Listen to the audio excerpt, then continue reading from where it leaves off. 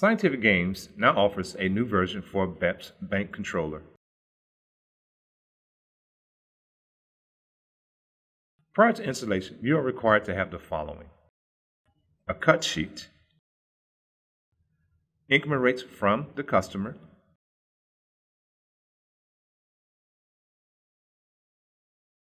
and the progressive information to include reset values.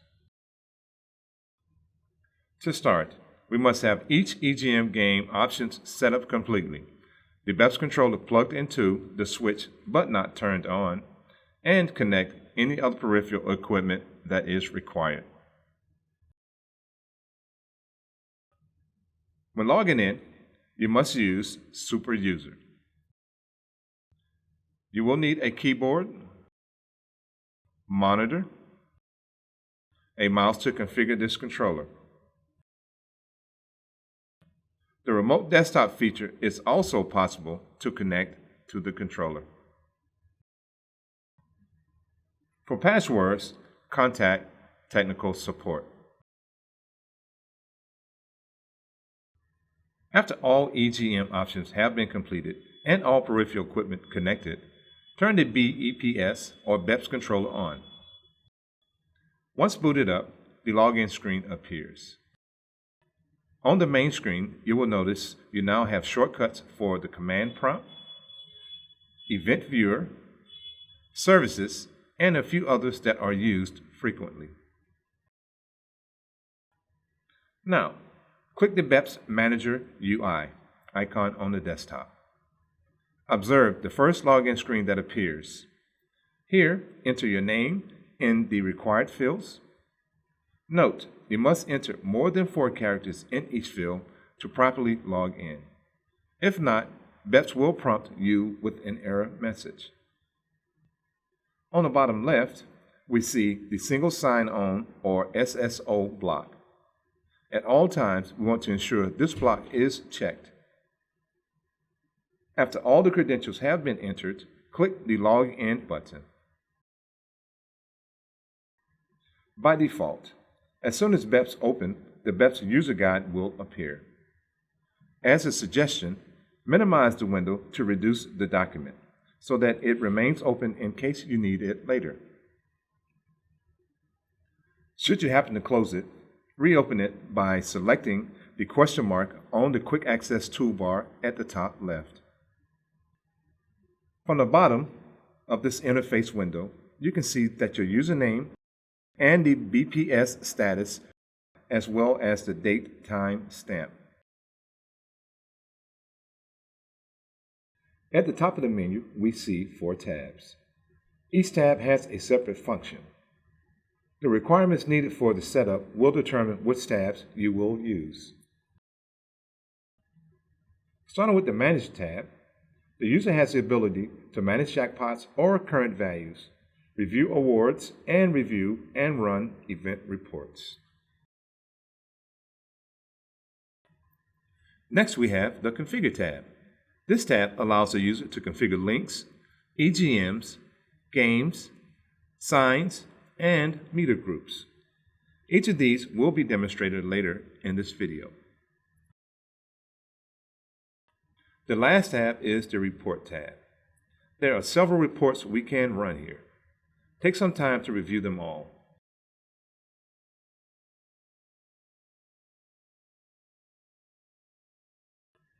Depending on the report you are viewing, use the report name to identify it once you have exported the file. For example, if I open the link configuration port, the name I would use is link configuration port with the date it was created. You may want to include the property name also. This alleviates confusion if you have more than one property to do in a single day.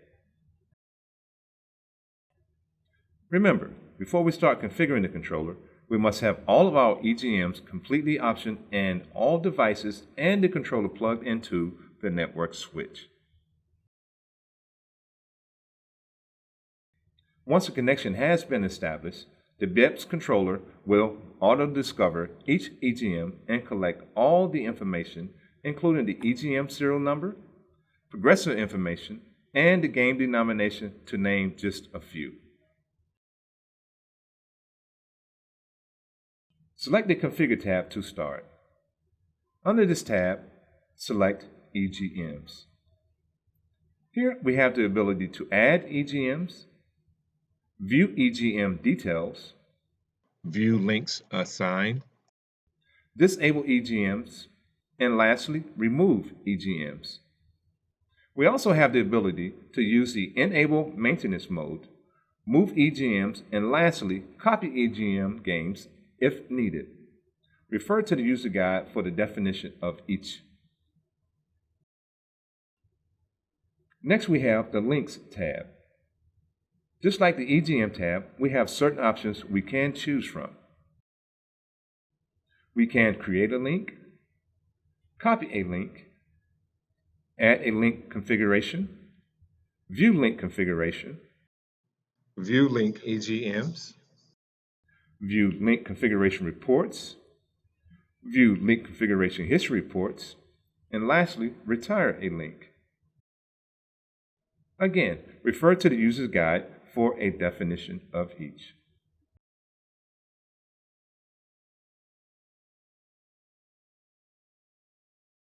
With that being stated, we are now ready to configure our controller. Select the Create Link icon as shown. The Create Link wizard appears. Here we will need to enter a link name, identify the type of progressive we are creating, and the number of levels. Note: enter the number of progressive levels that will be connected to the external controller. Also, use type SAS with the MC400 and MML when using the Ethernet connection.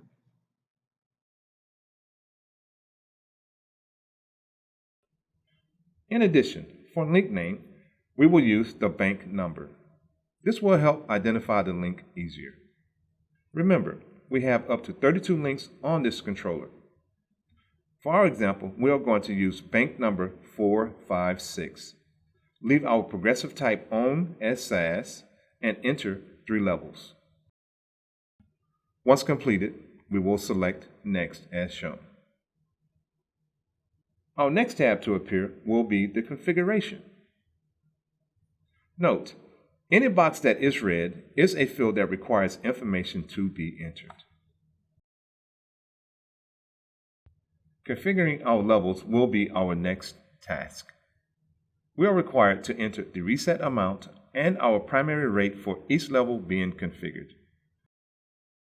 Should a customer want to have a maximum limit or even hidden rates, input this information into the correct fields as needed. In this video, we are only using the reset and primary rate. Complete the configuration for each level. As each level is completed, you will notice the link primary rate and link cost field show numbers.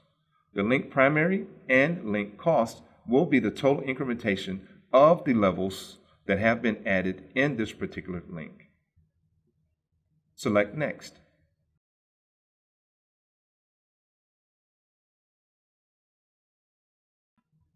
We are now ready to add our games. Since we have all the games and controller plugged into our switch, we will see the games program under the Available Games window. Highlight each game you want to have assigned to the link we are creating. Once your choices have been highlighted, use the arrows in the middle of the wizard to move the game themes all at once by selecting the double arrow. Select Next.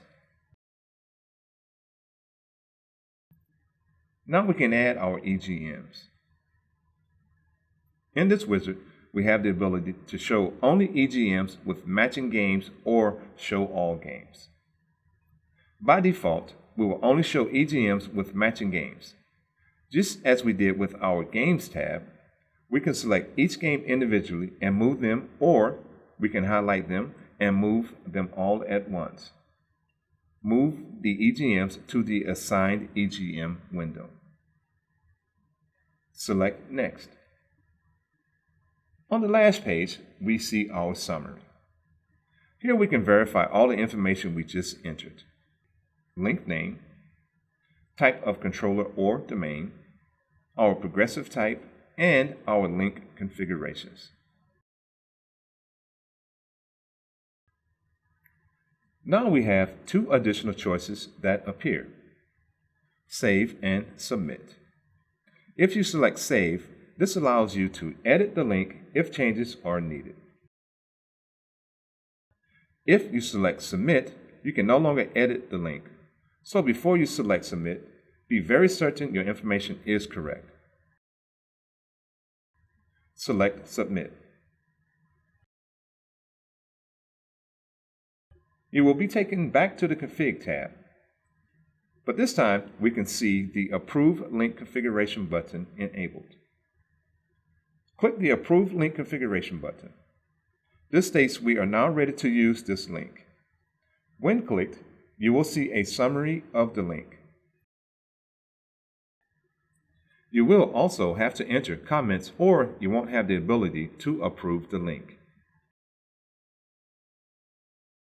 In the comments field, you will enter the name of the person you spoke with from the tech support or global services and state that they assisted with the progressive verification.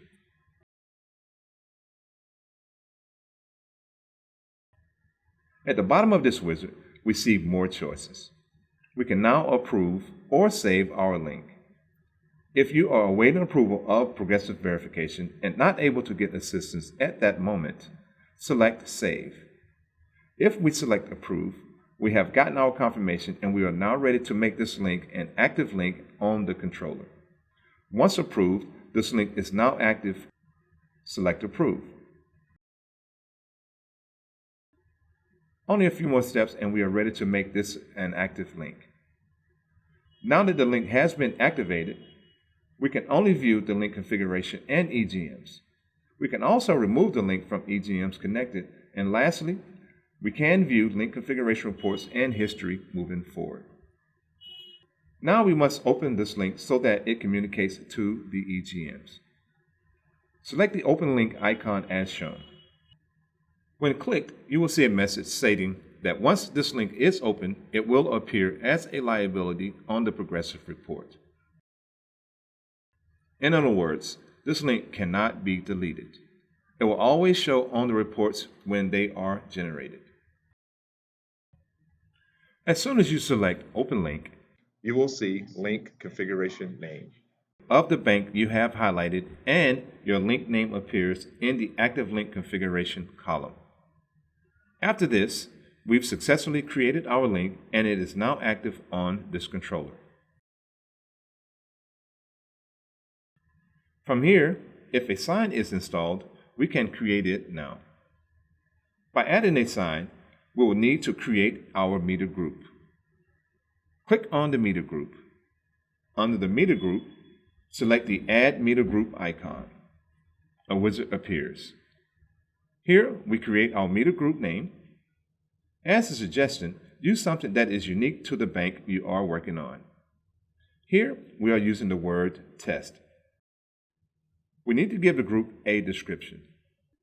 In this field, I suggest using the game theme name, and if it is more than one sign, assign it a meter number as I am doing here. Select and add the link levels that have to be displayed on the sign. This completes the meter groups. Select Save. Last thing to do is create our sign. So, click on the sign icon. Then select Add Sign Device. Once selected, a wizard appears. As we can see, we will need to get the IP address of the CoolSign media player. We will need to create a sign ID, and lastly, a location. Remember, if there's more than one sign, we want the information entered to be unique to this sign only. Once all information has been entered, select Next. After that, the only option remaining is to select the EGM we are assigning this meter to, and lastly, select our meter group. Once this has all been completed, select Save at the end of the wizard. This completes the sign and meter group setup. Let's take a look at the reports. As you can see, there are several reports. So when you run a report, ensure you select the correct report. For progressive verification, there are 4 reports you will need to run. They are your link configuration, jackpot snapshot report, EGM game meter report, and lastly, EGM list. This completes the instructional video for BBC.